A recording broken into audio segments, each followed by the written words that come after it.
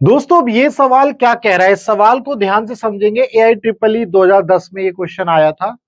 Question बोल रहा है दो आइडेंटिकल चार्ज्ड स्फीयर्स हैं, are suspended by string of equal length. जो है इन दोनों चार्ज को हमने स्ट्रिंग से लटकाया हुआ है जिनकी लेंथ इक्वल है। The string makes an angle of 30 degree. String क्या एंगल बनाती है? 30 डिग्री का एंगल बनाती है with each other when suspended in liquid of density 0.8 ग्राम पर सेंटीमीटर क्यूब। अगर हम इन आइडेंटिकल चार्ज स्फीयर को लिक्विड के अंदर जिसकी डेंसिटी 0.8 ग्राम पर सेंटीमीटर क्यूब है उसमें डाल देते हैं तो जो एंगल है रिमेन्स द सेम, यानी कि 30 डिग्री का एंगल ही रहता है। If density of the material of the sphere is 1.6 ग्राम पर सेंटीमीटर क्यूब। अगर डेंसिटी जो है मटेरियल की, कौन से मटेरियल की? जो आइडेंटिकल चार्ज स्फीयर है उस मटेरियल की, जो material of the sphere is 1.6 ग्राम पर centimetre cube. The dielectric constant of the liquid is, हमें जो है जो लिक्विड है जो मीडियम है उसका डाइलेक्ट्रिक कांस्टेंट बताना है। ठीक है जी। तो चूंकि आपने ये कॉन्सेप्ट तो पढ़ा ही है, रिलेटिव इलेक्ट्रिकल परमिटिविटी, वो क्या होता है? Relative electrical permittivity epsilon R that is equal to dielectric constant K. ये किसके इक्वल होता है?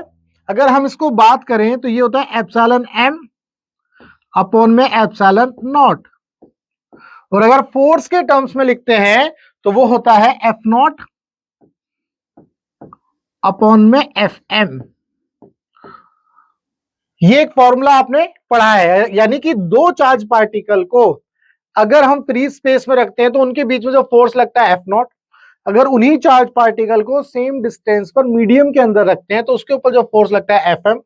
तो वहां से हम कॉन्सेप्ट देखते हैं डाइलेक्ट्रिक कांस्टेंट का या रिलेटिव इलेक्ट्रिकल परमिटिविटी का। तो ये एक फॉर्मूला है। ठीक है जी। तो यहां से K is equal to F not by F M, ये आपको पता होना चाहिए। अब आगे हम बात करते हैं कि इसके डायग्राम को समझने की कोशिश करते हैं। भाई मान लो एक चार्ज ये है, ये स्ट्रिंग, और एक दूसरी स्ट्रिंग ये है। ठीक है जी। अब यहां पर एक चार्ज पार्टिकल आपका ये है और एक दूसरा चार्ज पार्टिकल ये है, जो स्फीयर है वो ये है। दोनों के बीच में जो एंगल बन रहा है वो कितना बन रहा है? 30 डिग्री का एंगल बन रहा है। तो यहां से हमने एक सेंटर लाइन ड्रॉ कर दी। अब चूंकि इन दोनों चार्ज के ऊपर चार्ज है तो फोर्स लगेगा, force of repulsion. Force of repulsion क्या होगा भाई? इसके ऊपर इस डायरेक्शन में फोर्स ऑफ रिपल्शन होगा, इसके ऊपर इस डायरेक्शन में लगेगा, that is equal to F. अभी मैं इसको नाम देता हूं एफ इलेक्ट्रिक, ये इलेक्ट्रिक फोर्स होगा। तो शुरुआत में मैं ये मानता हूं ये दोनों स्फीयर किस में है? फ्री स्पेस में। तो जो फोर्स लग रहा है एफ नॉट मैंने मान लिया। ठीक है जी। अब इन दोनों स्ट्रिंग के बीच में जो एंगल है 30 डिग्री का है। अब आपको पता है कि इसके ऊपर टेंशन लगेगी, ये टेंशन टी, ये एंगल 30 डिग्री है। सपोज इस एंगल को मैंने नाम दिया, मतलब मैं अगर इसको बोलता हूं ये वाला जो एंगल है थीटा ले लेता हूं, लेट से इस एंगल को मैं क्या ले लेता हूं? थीटा ले लेता हूं। तो यहां से सिमिलरली ये एंगल थीटा हो गया तो ये एंगल भी थीटा हो जाएगा आपका। इस टेंशन के दो कंपोनेंट हम ब्रेक कर लेंगे, एक कंपोनेंट ये बनेगा और एक कंपोनेंट ये बनेगा। ये टी है, इसके साथ थीटा, तो ये टी कॉस थीटा हो जाएगा और ये आपका टी साइन थीटा हो जाएगा। चूंकि इस स्फीयर के अंदर मास भी है तो इसके अंदर जो है वेट भी एक्ट करेगा। ये डाउनवर्ड में वेट बना दिया मैंने इसका, that is equal to W, that is equal to M into G. उम्मीद करता हूं यहां तक की बात समझ में आ गई। अब हम क्या करेंगे? फोर्सेस को बैलेंस करेंगे। तो फोर्सेस को बैलेंस करेंगे तो क्या आ जाएगा आपका? T sine theta, T sine theta किसके इक्वल है जी? एफ नॉट के। और टी कॉस थीटा किसके इक्वल है? टी कॉस थीटा है आपका mg के। ठीक है, ये दो इक्वेशन बन गई। अब इन दो इक्वेशन को हम कैसे सॉल्व करेंगे? मान लो ये फर्स्ट है और ये सेकंड है, तो हम क्या करेंगे 1 डिवाइडेड बाई 2 कर देंगे। तो यहां से जब इसको सॉल्व करेंगे तो ये टी से टी कैंसिल आउट हो जाएगा, साइन थीटा अपॉन में कॉस थीटा, आपका टेन थीटा मिलेगा। Tan theta is equal to F not upon में एम जी।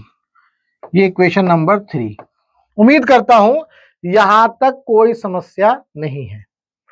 ठीक है भाई, अब क्या करना है? अब हमें ये समझना है कि अब इन दोनों को, अभी ये किसमें थे? फ्री स्पेस में थे। अब इसको क्या करेंगे? इस पूरे सिस्टम को हम किसमें डाल देंगे? लिक्विड के अंदर डाल देंगे। पूरा सिस्टम जो है लिक्विड के अंदर आ जाएगा। और जब ये पूरा का पूरा सिस्टम लिक्विड के अंदर आ जाएगा तो ये थीटा जो है एज इट इज रहेगा। तो मीडियम के लिए मैं दूसरा कलर ले लेता हूं, येलो कलर। ठीक है भाई, इसी में ही बना रहा हूं मैं। तो पहली सिचुएशन तो यही थी, दूसरी सिचुएशन मैंने ये बनाई और इसको लिक्विड के अंदर डाल दिया। जैसे ही हमने इसको लिक्विड के अंदर डाला, इन दोनों स्फीयर को, तो इनके बीच में जो एंगल है वो बेसिकली 30 डिग्री वो सेम रहा। तो अगर ये एंगल 30 डिग्री सेम रहा तो थीटा भी आपका क्या रहा? सेम रहा। तो इसमें भी कोई चेंज करने की जरूरत नहीं है। ठीक है, लेकिन जब इन दो चार्ज के ऊपर, जब ये मीडियम के अंदर आते हैं तो फोर्स कौन सा लगेगा? एफएम। यहां मैंने बताया था आपको एफएम। तो अगर आप यहां से एफएम निकालना चाहो तो ये आपका एफएम क्या हो जाएगा? एफ नॉट बाई के, इस तरह से आप लिख सकते हो। ठीक है जी, एफएम क्या हो गया आपका? एफ नॉट बाई के, आप ये इस तरह से लिख सकते हो। तो यहां से अब मैं इसको इस तरह से बना देता हूं, येलो कलर से जो है वो सेकंड सिचुएशन है, ध्यान रखना। That is equal to F M, that is equal to F M. ठीक है जी, अब यहां पर जो बात समझने वाली है वो क्या है? वो ये है, अब ये जो वेट है, ये वेट क्या है? पहले क्या था? mg। तो ये इसका एक्चुअल वेट था। जैसे ही हमने इसको लिक्विड के अंदर रखा तो क्या हो गया? इसको मैं यहां पर समझाता हूं। जैसे ही मान लो एक स्फीयर को हमने लिक्विड के अंदर रख दिया, ये मान लो लिक्विड के अंदर आ गया, तो आपने ये पढ़ा है कि इसका जो वेट है, यहां पर जो वेट आएगा और इस स्फीयर के ऊपर क्या लगेगा? बियॉन्ड फोर्स लगेगा ऊपर की डायरेक्शन में। ठीक है जी, तो ये क्या होगा? अपवर्ड थ्रस्ट या बियॉन्ड फोर्स, फोर्स ऑफ बियॉन्सी। तो यहां जो वेट आएगा W, ये W इसका एक्चुअल वेट था, और जिस लिक्विड के अंदर इस स्फीयर को रखा वो लिक्विड इसको ऊपर की तरफ धकेलेगा। तो ये एक तरह से फ्लोट करने लगेंगे, आप इस तरह से समझ सकते हो। जैसे इस बॉल को लिक्विड के अंदर डालेंगे तो ये लिक्विड जो है इसके ऊपर बियॉन्ड फोर्स लगाएगा, तो इस तरह की सिचुएशन बनेगी। तो यहां से अगर मैं नेट, इसका नेट वेट निकालता हूं, नेट वेट कितना होगा? या फिर इसका अपीयरेंट वेट, आपने फ्लूइड मैकेनिक्स में ये फॉर्मूला देखा होगा, W apparent that is equal to W actual minus force of buoyancy force. ये फॉर्मूला आपने जरूर देखा होगा 11th क्लास में फ्लूइड मैकेनिक्स के अंदर। तो यहां से बेसिकली अब इसके ऊपर अपीयरेंट वेट लगना शुरू हो जाएगा। तो लेट्स से कि जो अपीयरेंट वेट है वो किसके इक्वल हो गया? इसका एक्चुअल वेट है mg माइनस, अब बियॉन्ड फोर्स कितना है? Force of buoyancy. भाई इस स्फीयर का हम क्या निकाल लेंगे? मास निकालेंगे। मास क्या होगा? यहां पर फॉर्मूला लिख देता हूं, density is equal to mass upon में वॉल्यूम। भाई ये फॉर्मूला है ना, density is equal to mass upon में वॉल्यूम। तो मास, अगर मैं ये स्फीयर की बात कर रहा हूं तो mass is equal to density into volume, ये हो जाएगा। ठीक है, तो ये किसकी बात हो रही है? इस स्फीयर की, ये जो आइडेंटिकल स्फीयर है इसकी बात हो रही है, इसका मास ये आ जाएगा। लेकिन जब हम स्फीयर को लिक्विड के अंदर डालते हैं, क्या हम वो उस स्फीयर का मास लेंगे? नहीं, हम उतना मास लेंगे जितना लिक्विड डिस्प्लेस हुआ है। और वो क्या होगा? जितना लिक्विड डिस्प्लेस हुआ है वो फोर्स ऑफ बियोंसी बनेगा। अब यहां पर लिक्विड की जो डेंसिटी है, क्वेश्चन में गिवन है लिक्विड की जो डेंसिटी, सॉरी डेंसिटी क्वेश्चन में जैसे गिवन है ना 0.8, तो यहां पर मैं इसको क्या मान लेता हूं, सिग्मा मान लेता हूं। लेट्स से मैंने इसको क्या मान लिया, सिग्मा मान लिया, और यहां पर जो मटेरियल था उसका मैंने रो मान लिया है, तो ये सिग्मा आ गया। जैसे ही हम इस स्फीयर को लिक्विड के अंदर डालेंगे तो कुछ ना कुछ लिक्विड क्या होगा, डिस्प्लेस हो जाएगा।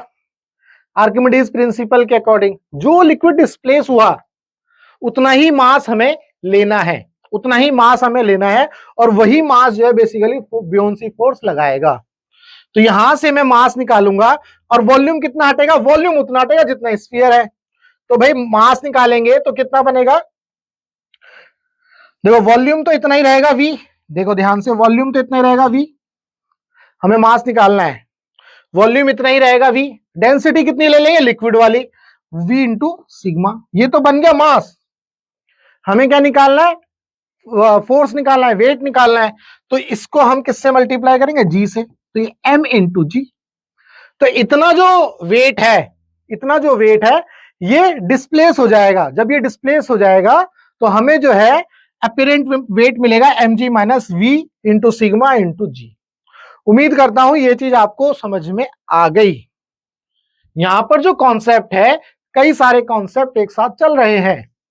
तो पहला स्टेप हमने यहां किया था, दूसरा मैंने फिर आपको यह बताने की कोशिश करी कि जब इस मास को लिक्विड के अंदर डालेंगे तो वहां पर जो वेट है वो चेंज हो जाएगा, वो कुछ इस तरह से बनेगा।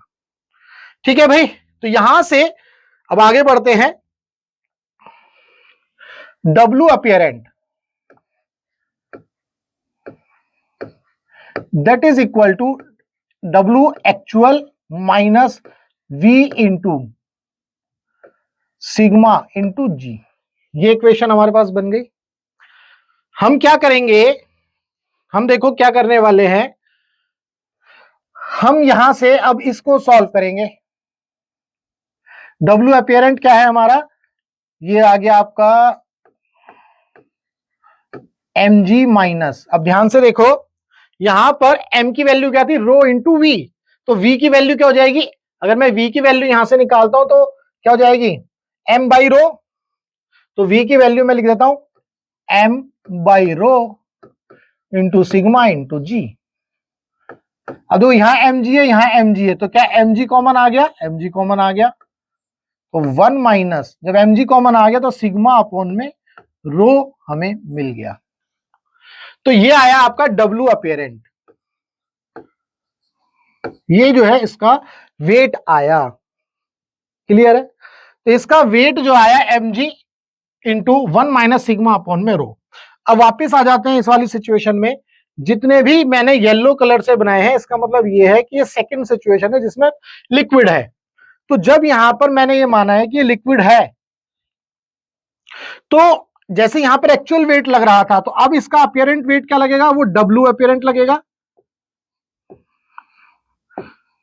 ठीक है भाई, देखो मैंने बना दिया W अपीयरेंट। अब चूंकि थीटा सेम है, यहां पर जो टेंशन है वो टी डैश ले लो चाहे तो, अब तुम दूसरी टेंशन लोगे तो लेट से टी डैश हो गई, क्योंकि लिक्विड के अंदर आया ये केस। तो जब टी डैश हुआ, ये थीटा है, तो यहां पर टी डैश कॉस थीटा ले सकते हैं, टी डैश कॉस थीटा, और यहां पर क्या बन सकता है, टी डैश साइन थीटा। उम्मीद करता हूं ये चीज आपको समझ में आ रही है। जो येलो कलर से की गई है वो लिक्विड के केस की बात हो रही है, तो येलो कलर वाली बात है वो सेकंड सिचुएशन है, सेकंड केस है। मैंने फर्स्ट केस बताया, अब मैं सेकंड केस बता रहा हूं। यहां पर फिर से हम इसको जो है बैलेंस कर सकते हैं। तो देखो कैसे करेंगे, T dash sine theta is equal to F M, T dash sine theta is equal to F M, T dash cos theta is equal to W apparent, T dash cos theta is equal to T dash cos theta is equal to W apparent. ठीक है भाई, ये equation हमारी जो है, हमने 3 equation बनाई थी, ये इक्वेशन हो गई 4 और ये हो गई 5। हम क्या करेंगे, इन दोनों को डिवाइड कर देंगे, 4 डिवाइडेड बाई 5, तो क्या आ जाएगा, टी डैश से टी डैश कैंसिल, तो हमें यहाँ पर टेन थीटा मिलेगा, tan theta is equal to यहाँ पर मिलेगा एफ एम अपॉन में डब्ल्यू अपीयरेंट। ठीक है भाई, ये हमें यहां पर मिल गया। अब हम क्या कर सकते हैं, चूंकि ये इक्वेशन बन गई मान लो 6, अब यहां पर इक्वेशन नंबर 3 और इक्वेशन नंबर 6 में लेफ्ट हैंड साइड बराबर है, मतलब सेम है, तो राइट हैंड साइड इक्वल हो जाएंगी। तो हम क्या करेंगे, यहां पर F0 अपॉन में mg, इसको ऐसे लिख लो, फ्रॉम इक्वेशन 3 and 6,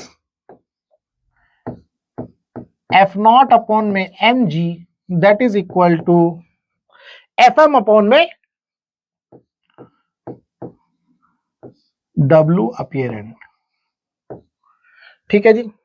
अब हमारे पास Fm क्या है, देखो Fm था F0 बाई के, तो यहां से Fm क्या आ जाएगा, F0 बाई के, तो ये आ गया F0 अपॉन में mg that is equal to F0 upon में के। अब W अपीयरेंट क्या था हमारा, ये आया है, तो आप इसको लिख लो mg into 1 minus sigma upon में रो।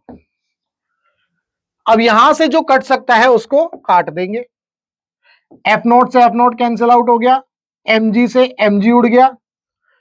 ठीक है जी, तो ये k इधर आ जाएगा, तो k की वैल्यू हमें क्या मिलेगी, k is equal to 1 upon 1 minus sigma upon में रो। अब यहां पर इसको रीअरेंज करेंगे तो सिग्मा ऊपर पहुंच, सॉरी रो ऊपर पहुंच जाएगा, रो अपॉन में रो माइनस सिग्मा, ये आपको मिल गया। हमें क्या निकालना था, डाइलेक्ट्रिक कांस्टेंट निकालना था क्वेश्चन के अंदर, तो हमने जो है डाइलेक्ट्रिक कांस्टेंट के लिए फॉर्मूला बना दिया। तो यहां से अब क्या आएगा भाई, वैल्यू इनकी दी गई है, लिक्विड की डेंसिटी है 0.8 और जो स्फीयर है उसकी डेंसिटी है 1.6, यानी कि रो, तो रो आपको दिया गया है 1.6। ठीक है जी, नीचे भी 1.6 माइनस 0.8, तो कितना आ गया, इसको सॉल्व करेंगे तो 1.6 डिवाइडेड बाई 0.8, इसको पॉइंट को हटाएंगे तो 8 दूनी 16, तो ये आ गया आपका K2। This is the answer. तो K की वैल्यू हमारे पास आ गई 2। उम्मीद करता हूं आपको ये चीज समझ में आ गई, तो हमारे पास डी ऑप्शन हमें मिल गया। तो दोस्तों इस सवाल के अंदर एक एक स्टेप को मैंने आपको बताया है कि भाई कैसे क्या क्या सिचुएशन हुई है। पहले इनिशियल सिचुएशन थी एयर के अंदर या फ्री स्पेस के अंदर ये चार्ज थे, इसके बाद जैसे ही मीडियम के अंदर रखते हैं, तो मीडियम के अंदर रखते हैं तो इसके ऊपर जो फोर्सेस हैं वो फोर्स लगने शुरू होते हैं, कौन कौन से, बियॉन्ड फोर्स लगता है, जिसकी वजह से अपीयरेंट वेट कम हो जाता है ना, अपीयरेंट वेट कम हो जाएगा। बाकी जो एफएम मीडियम के अंदर जो फोर्स लगता है वो एफएम है, टेंशन पे के ऊपर इफेक्ट आ जाएगा। तो ये इस तरह से बैलेंस होगा कि ये एंगल सेम रहेगा, ये इस तरह से बैलेंस होगा कि एंगल क्या रहेगा, सेम होगा। तो यहां से हमने टी डैश लिखा, ठीक है, फिर हमने इसको दोबारा से इस इक्वेशन में लिखा, इन सभी इक्वेशन में लिख करके लाए, यहां पर हमने इसका अपीयरेंट वेट भी कैलकुलेट किया, तो फिर हमने इसको सॉल्व किया है। उम्मीद करता हूं आपका इस क्वेश्चन में जो भी डाउट रहा होगा वो डाउट आपका सॉल्व हुआ। अगर आपका फिजिक्स में कोई भी डाउट है तो आप इस नंबर पर व्हाट्सएप कर सकते हो, हम आपके डाउट का बेस्ट वीडियो सॉल्यूशन आपको बना करके देंगे। हमारा मकसद है टीच फ्री फॉर इंडिया, यानी कि आप इंडिया के किसी भी कोचिंग सेंटर में पढ़ते हो, चाहे अड्डा में, चड्डा में, गड्ढा में, पीडब्ल्यू में, सीडब्ल्यू, टीडब्ल्यू, कहीं भी, और आपका फिजिक्स में डाउट है तो आपको क्या करना है, आपको अपना फोन उठाना है और इस नंबर पर जो है व्हाट्सएप करना है आपको अपना डाउट। एक और बात, यहां पर आप एक क्यूआर कोड देख रहे हो, इस क्यूआर कोड को जो है स्कैन कर लो भाई, इस कोड को, इसको जैसे ही आप स्कैन करोगे आप जो है हमारे व्हाट्सएप चैनल पर पहुंच जाओगे। व्हाट्सएप चैनल पर आपको लेटेस्ट वीडियो और लेटेस्ट अपडेट मिलती रहेंगी। ठीक है, तो चलिए मिलेंगे हम अपनी नेक्स्ट वीडियो में।